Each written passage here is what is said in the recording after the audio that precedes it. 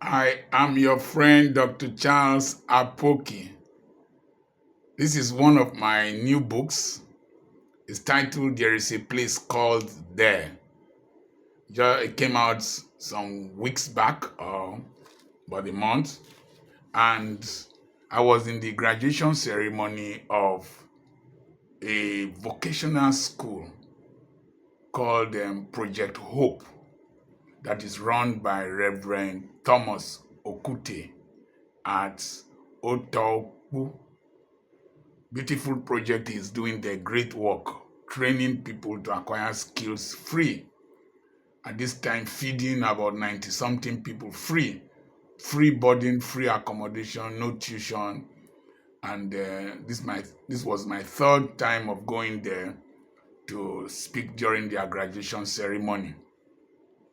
I was in the office of a fashion designer, and I touched one dress, and he said that the dress was for His Excellency in one of the states I went to. And we were laughing when he said that people contest elections in order to relate with the governor. People use other means to relate with the governor, or they see the governor by different attainments, but that him, with scissors and thread, he enters the governor's house. And then that provoked me, stimulated my mind to start thinking. The Bible says in Proverbs 22 verse 29 that, have you seen a man diligent in his business, that he will stand before kings and not mean men? And I told the graduates, or those graduating, that amongst them there are those who will excel if they take the principles I was going to share with them. And you see, it is not the skills you have that really matter. It is your attitude towards those skills that will determine where you will reach. It is not the pastor and the church you attend that will make you great. It is the attitudinal change that comes to you through the messages you hear that will determine the height you will reach. Every month and nearly every day, I receive scriptures, prophecies. I prophesy unto you. I prophesy unto you. You will be this. This will be this. And I suspect they are randomly sent. I suspect they are sent to as many people as possible. Those things, I don't open most of them. I don't read them, because they are not what will change the lives of people. See, by wisdom is a house built. By understanding it is established. Through knowledge, its rooms are filled with rare and precious ornaments. So you need to have the wisdom, the understanding, and the knowledge of how to stand, to reach and stand before kings. I've had the privilege of standing before kings, before prominent people. And what is diligence? The Bible says, have you seen a man diligent in his business, that he will stand before kings and not mean men? And I'm starting from page 42 of this book. Now, diligence means the following. Number 1, to be responsible. Number 2, to be organized. Number 3, to be hardworking. Number 4, to be goal-directed.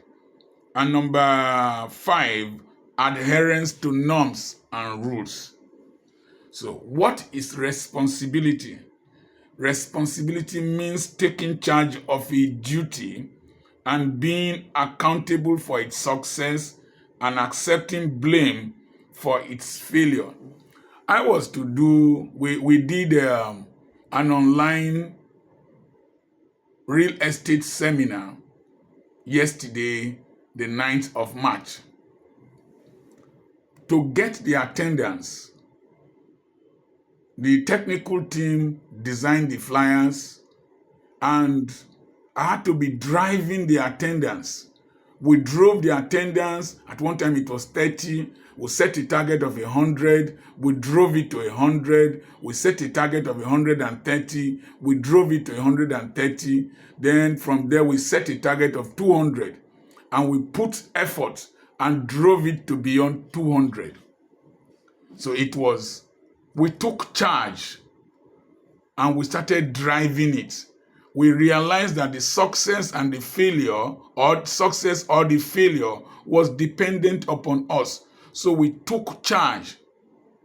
Then I've told you about the demon of Ejukonemu, that demon that puts sand in your soup, that puts rubbish in your life when you are about to succeed. This was the first time we were doing this kind of seminar.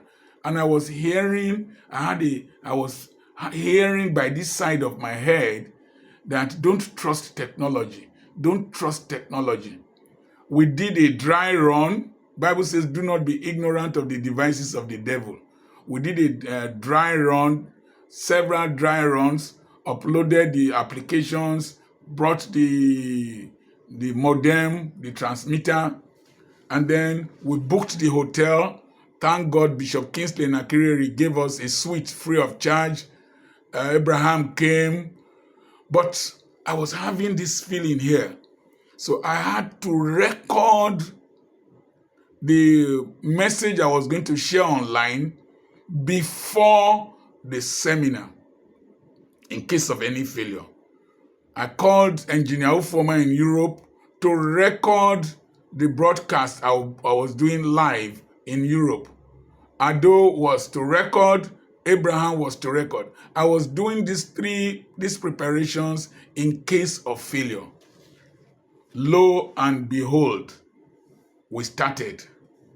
And as we started, 100 people entered the system at once, Google Drive or whatever, I don't know. Entered Google Meet, entered at once. And then the system could not take the remaining 103 people who had paid. I don't know whether it is the technology, whether it is our fault. They couldn't take the extra.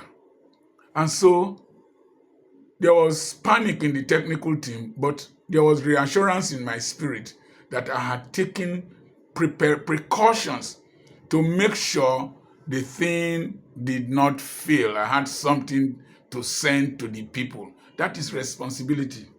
It is taking charge in such a way that you can be held responsible for the success or the failure.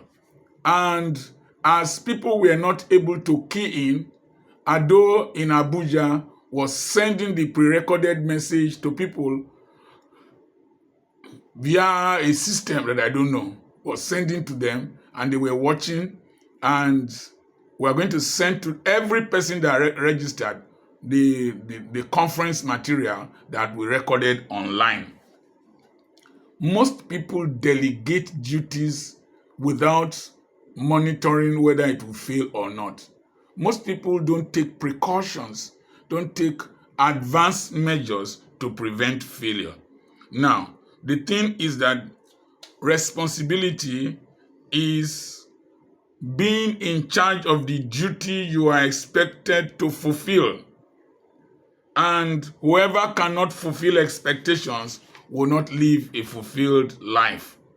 Now, one of the things about responsibility is that it involves taking initiative to be better, to be a better version of yourself, and to make people see a better version of yourself, and then present your services to them in such a way that there is progressive improvement. Responsibility involves asking, what should I do next to improve myself? What should I do next to improve my ministry? What should I do next to improve my marriage? And what should I do next to improve society? As long as you keep answering these questions, you will find out that you will stand before kings one day. So that's how people like Nelson Mandela, Mahatma Gandhi, Henry Ford, Martin Luther King Jr., Steve Jobs, Jack Ma, Bill Gates, Sister Teresa Mary, Margaret Ekpo, Queen Nzagi of Angola, Mary Slessor, and every other person you see that has been recognized, Desmond Tutu and the rest, Patrick Lumumba, Malema, and the rest. What are you thinking about to improve on yourself, improve on your business, improve on society, and improve in your delivery? So we've just taken only one aspect of standing before kings, and that's responsibility. We'll continue with another series of lectures on this subject matter. Learn to be responsible. I am your friend, Dr. Charles Apoki. The pre-recorded material that we shared online is available, is 10,000 naira.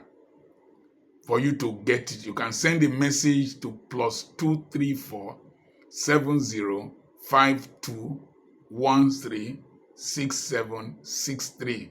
As a bonus, we'll also send you the lecture material that I delivered live, 10,000 naira. To send a message to +234 7052136763. It's a WhatsApp message. God bless you.